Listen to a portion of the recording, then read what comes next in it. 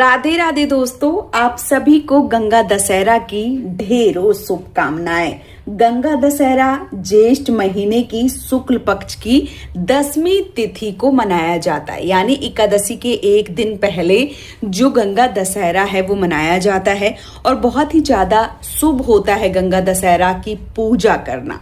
यहाँ पे मैं बिल्कुल सरल पूजा विधि जो है वो आप सबके साथ शेयर करूंगी, किस प्रकार से आपको गंगा दशहरा की पूजा करना है, किस प्रकार से दीपदान करना है। और यदि आप गंगा मैया के तट पे नहीं जा पा रहे हैं तो आप इसी विधि से घर पे पूजा जो है वो करके पूर्ण जो लाभ है, पूर्ण जो फल है उसकी प्राप्ति कर सकते हैं। किस प्रकार से आपको पूजन अर्चन करना है, चलिए देख लेते हैं। गंगा दशहरा में आप महादेव की भी पूजा अर्चना जो है वो कर सकते हैं, या आप सीधे कृत्रिम रूप से गंगा मैया बनाकर पूजा जो है वो कर सकते हैं। क्योंकि भोलेनाथ के शीश पे गंगा मैया विराजमान हैं, तो आप भोलेनाथ की भी पूजा करके पुण्य प्राप्ति पा सकते हैं। यहाँ पे हम घर पे ही कृत्रिम रूप से गंगा मैया का जो पूजन है वो कर रहे हैं। यदि आपके आसपास नज़दीक में गंगा मैया हैं तो वहाँ जाकर आप पूजन अर्चन कर सकते हैं। यहाँ पे जो आटा गूंदने वाली परात होती है वो मैंने ली है, क्योंकि ये सबसे ज़्यादा शुद्ध बर्तन होता है और इस पे कोई खाना इत्यादि जो है वो नहीं खाता है, तो हम इसी पे पूजन करेंगे। आप कोई थाली ले सकते हैं, पीतल की, तांबा की, या जो भी चीज़ है, या प्लेन थाली भी स्टील की आप ले सकते हैं, जो भी है आपके पास वो आप ले सकते हैं। हमने सबसे पहले जो परात है उसमें स्वास्तिक बनाया हुआ है और फिर हमने यहाँ पे जो जल है वो डाला हुआ है। जल और गंगा जल दोनों मिलाकर डाले जाते हैं, क्योंकि गंगा मैया की जो धार है वो अकेली नहीं दी जाती है। तो हमने यहाँ पे कुछ बूंदें जो हैं वो गंगा जल की डाली हुई हैं, जल डाला हुआ है। और क्योंकि हम इसमें दीपक जलाएंगे तो बहुत ज़्यादा हम नहीं भर रहे हैं। अगर आपका बर्तन जो है वो कुछ अलग प्रकार का है तो आप ऊपर तक भी भर सकते हैं। क्योंकि दशहरा तिथि होती है तो 10 चीज़ों की प्राथमिकता दी जाती है, तो यहाँ पे 10 टिक्की जो है वो हम लगाएंगे। मतलब 10 बार पूजन जो है वो कर रहे हैं हम, जो तिलक है वो 10 बार लगा रहे हैं। ठीक है, तो हमने यहाँ पे 10 टिक्की जो है वो लगा दी हुई हैं। अब हम अक्षत जो है वो चढ़ा रहे हैं, तो हमने यहाँ पे चावल का थोड़ा सा अक्षत जो है वो चढ़ा दिया है। इसके साथ ही साथ गंगा मैया में जो जौ होते हैं वो बोने से सबके घर की देखिए परंपराएं, सबके घर के विधान नियम अलग होते हैं। कहते हैं पुण्य की प्राप्ति होती है, कोई कहता है बहुएं बहुत अच्छी आती है, कहते हैं जो गहरे जबे हैं वो बोए जाते हैं तो जो परिवार है उसमें वृद्धि होती है। सबके घर की मान्यताएं जो हैं वो अलग हैं, लेकिन जौ बोना मैं आपसे बोलूँगी कि बहुत ज़्यादा शुभ होता है।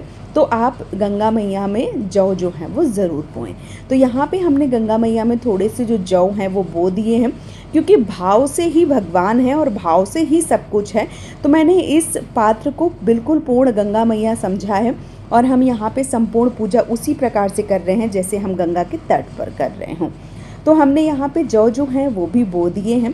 अब देखिए पुष्प जो है वो हम चढ़ाएंगे।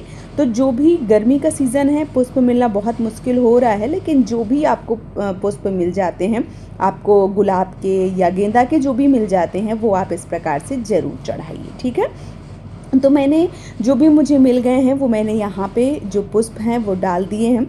थोड़े और हैं तो वो ये इस प्रकार से मैं जो है वो डाल दूँगी। तो यहाँ पे हमने जो पुष्प हैं वो डाल दिए हैं। अब देखिए गंगा मैया में अगर हम जाते हैं तट पे तो साड़ियाँ चढ़ाना बहुत ज़्यादा शुभ होता है, क्योंकि हम घर पे पूजा कर रहे हैं तो साड़ी अगर हम चढ़ा भी देंगे तो क्या करेंगे।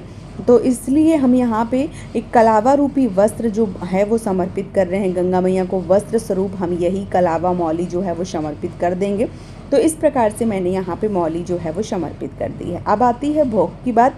तो भोग में आप चीनी का या जो इलायची दाना है, ये जो भी चीज़ें हैं वो आप भोग के रूप में मिठाई इत्यादि लगा सकते हैं। मैंने यहाँ पे बतासा का थोड़ा सा टुकड़ा डाला है, क्योंकि ये पानी जो है वो बाद में पेड़ों में जाएगा तो पेड़ों में फिर चींटियाँ लग जाती हैं, इसलिए मैं बहुत ज़्यादा नहीं डाल रही हूँ। भाव से सिर्फ भोग जो है वो लगा दे रही हूँ। यहाँ पे मैंने बतासे का जो भोग है वो लगा दिया है। तो इस प्रकार से आपके पास जो भी चीज़ें हैं वो ज़रूर लगाएं। फिर गंगा मैया में दूध की धार, कच्चे दूध की धार देना भी बहुत ज़्यादा शुभ होता है। तो यहाँ पे मैं कच्चा दूध जो है वो गंगा मैया में समर्पित कर रही हूँ। आप कभी भी गंगा मैया जाएँ तो दूध की धार जो है वो ज़रूर छोड़िए। ठीक है, तो यहाँ पे मैंने दूध की धार छोड़ दी है। अब आती है दीपक की बारी। तो दीपक आप किसी भी देव वृक्ष के पत्ते, जैसे आप पीपल के पत्ते या बरगद के या पान के पत्ते लेकर 10 दीपक 5 दीपक जला सकते हैं। क्योंकि दशहरा तिथि है तो हम 10 दीपक जो है वो लगाएंगे। तो मैंने यहाँ पे जो पत्ते हैं वो एक एक करके 10 जो है वो लगा लूँगी। और इसी के ऊपर आप चाहें तो जो दोने आते हैं उसमें भी आप जला सकते हैं, पीपल के पत्ते जला सकते हैं, या आप आसपास भी जला सकते हैं।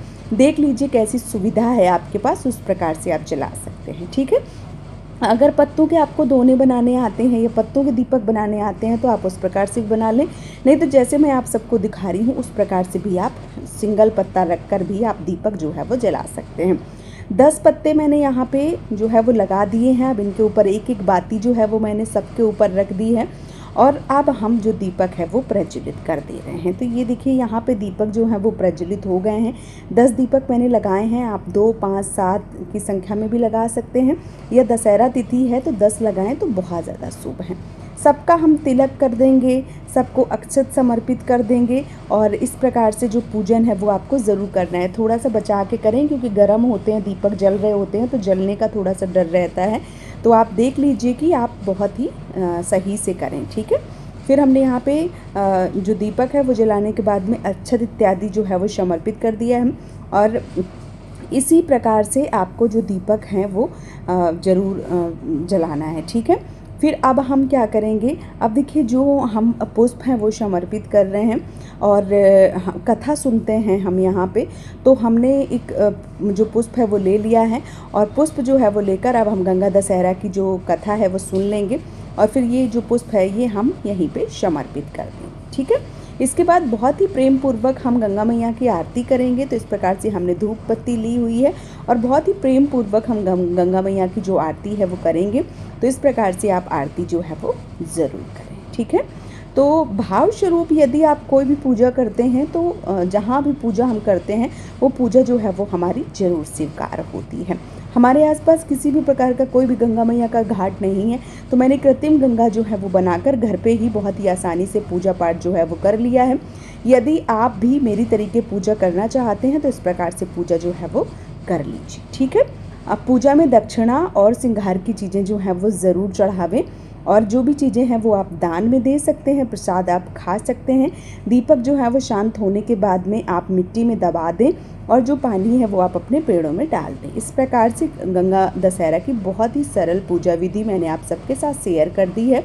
यदि आप सबको वीडियो पसंद आया है तो आप इस चैनल से जुड़े रहिए और यदि आपको मेरी मेहनत पसंद आती है तो इस चैनल को सब्सक्राइब जरूर कीजिए, मुझे सपोर्ट कीजिए। ये वीडियो मैं यहीं पे समाप्त करूँगी। बहुत जल्दी मिलूँगी नए वीडियो के साथ में। राधे राधे दोस्तों।